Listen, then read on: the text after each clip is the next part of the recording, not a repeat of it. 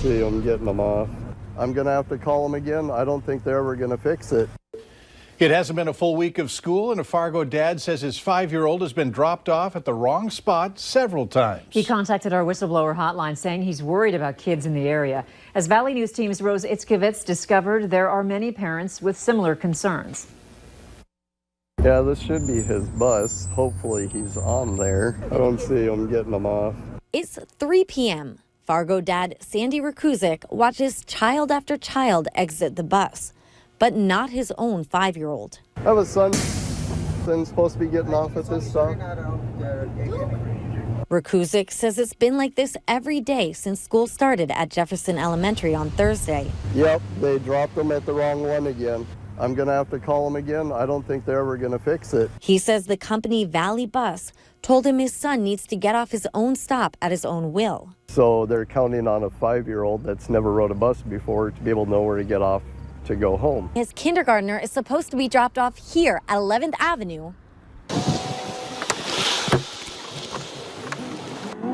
but instead gets dropped off all the way over here at 8th Avenue. What's your reaction to the situation? Frustration, confusion. I don't understand. Someone's not communicating either with us or with the drivers. Katie Chastain, waiting at this 8th Avenue stop, says her kindergartner and second grader were dropped off at 11th Avenue. The second day it happened, her kid's dad chased after the bus. So I tapped on the window and I'm like, nope. And reamed him a new one because second time in a row. In a statement, Fargo Public Schools says they're working with Valley Bus to ensure that bus drivers stop at all designated bus stops on a daily basis. Meanwhile, Valley Bus tells us there's one bus that goes to 8th Avenue and one to 11th, and that some kids are just getting on the wrong bus, but say there are always a lot of wrinkles at the beginning of the school year as kids and bus drivers get to know their routes and where everyone should be getting off. It's the same thing every single day now. As for Rakuzik, his fiance confirmed his son made it home safely, but Rakuzik called the whistleblower hotline. In this day and age, I mean, a kid could just eventually disappear. Because he says too many kids have gotten off the wrong stop. In Fargo, Rose Itzkovitz, Valley News Live. Fargo Public Schools tells us the principal of Jefferson Elementary School is riding the bus with the route in question to make sure the students get off at their designated stop. Valley Bus adds bus drivers generally stay on the same route so kids can get familiar with their bus driver. If you need help with uncovering fraud and corruption in your community, call our whistleblower hotline and we'll do our best to get to the bottom of it. Call 237-6576 and leave your tip. A member of our investigative team will get on the case and go to work to expose the truth.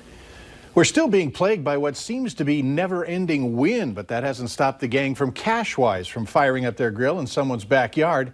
Let's find out from Hutch how this year's last backyard barbecue is going. Hutch? Mike, it is going flawlessly. We have beautiful conditions. It's sunny. We do have a little bit of that wind you're speaking of, but actually very comfortable out here for the grand finale of the Cashwise Backyard Barbecue. Let's take a look at what's going on region-wide. Not everybody is high and dry. Temperatures, well, most of us are in the upper 60s and low 70s. Some clouds and sprinkles moving along the international border right now. So if you're in Langdon, if you are in Walhalla, a chance for some sprinkles here over the upcoming hour or two. We are cooler on the Minnesota side of the river with some upper 60s, but still a lot more comfortable with at least some sunshine to warm things up. The heat is on out in the western Dakotas with Dickinson at 85 degrees. Here's your planner for Fargo-Moorhead tonight. Expect temperatures in the 60s for most of our evening. The wind will eventually decrease a little bit. We could see some of those clouds from up north drift over us overnight, but I'm not expecting raindrops from them. More clouds in Grand Forks with that activity just to your north, and temperatures will be slipping down into the low 60s. So, want to introduce you to this week's winner of the Cashwise Backyard Barbecue, Jason Westholter. Jason, where'd you sign up to win? Moorhead Cashwise. Hey, you got a lot of hungry families here. Who did you invite? The whole neighborhood, actually. That's awesome. They just show up, such an open neighborhood. And as you can see, we'll ask everybody over here, how was everything? Perfect. Great. Awesome. Okay, yeah. And I'm over at this table, by the way, and I'll ask these guys too. First and foremost, how is everything tasting? Good. Was it good? All right. Well, everything's checking out to be pretty good. We'll check back in with your forecast for the big Labor Day weekend here in just a few minutes. But for now, we'll toss it back into the studio to you. All right, save just a little bit for me, okay? We'll see what we can do. All right, thanks.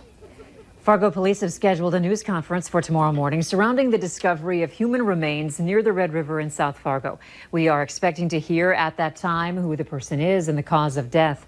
The remains were found last Thursday. Authorities have given no indication whether the cause of death is suspicious. The news conference will begin at 11 tomorrow, and we will be streaming that live on our website, and we'll have all the latest as soon as it becomes available. New details tonight about an officer-involved shooting in Grand Forks County. The sheriff's office says the suspect had a loaded gun during the confrontation. It was back in February. Deputies responded to reports that this man, Travis Holt, was in violation of a restraining order. They found him in a car along U.S. Highway 2. That's when they say that they saw Holt point an illegally modified 9mm rifle at a deputy. One of the deputies then shot out Holt's rear window, and Holt was cut by the glass. After the incident, the deputies were placed on leave while the BCI investigated. Both deputies have since returned to duty. Police in Valley City are looking for a man they say has been missing for several days. 41-year-old Mark Davies was last seen on Friday night or Saturday morning.